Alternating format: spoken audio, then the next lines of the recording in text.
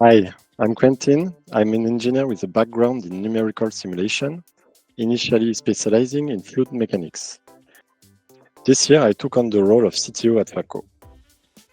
At Falco, our primary objective is to bring innovation to the realm of smart cities, specifically tailored to marinas.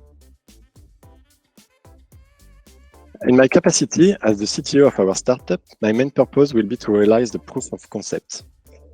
Our proof of concept regards ocean noise pollution monitoring by addressing a now globally recognized issue of underwater sound pollution, mainly generated by small motorized recreational boats. Currently, the management of underwater noise pollution mainly relies on manual interventions to watch the protected areas. Our POC aims to revolutionize this process by leveraging the development of our connected buoys. Buoys will be equipped with underwater hydrophones, which will enable trilateration of the sound source. This trilateration system will enable us to locate passing boats within the protected areas and measure their speeds. Essentially, we are transitioning from manual on-site monitoring to a more sophisticated and automated approach. This project is important not only for me, but for the environment, because what the POC about ocean noise pollution monitoring will achieve is currently technically impossible.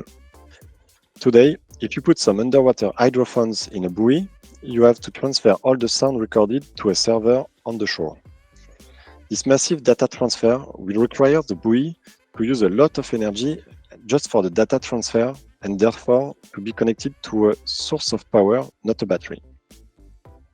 What the OpenSwarm project will achieve is to have these hydrophones recording sound, but locally on the buoy, process this data and be able to synchronize with the other buoy to compare data and thus localize the boat and its speed.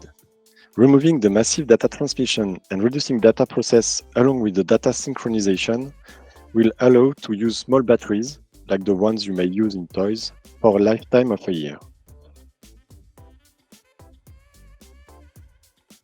My vision is that the purpose of Connected Object Swarm is really the next step in terms of machines helping humans. Let's take an example, like if someone is lost in a mountain. Now you can send one person to search, if you are lucky, a bunch of people to cover more ground. If the area is damaged and complicated for human, you can send a drone, or maybe several drones if you have several drones pilots. With OpenSwarm, one human will be able to pilot a whole fleet, a swarm, of drones, because the human role will be to tell which area to cover, and the drones will be able to adapt themselves to cover it in the less amount of time. Yes, Robot Swarm auto-organization is clearly the next step. OpenSwarm will provide a framework to easily program Swarm, and the fact that it will be open source is a really good thing.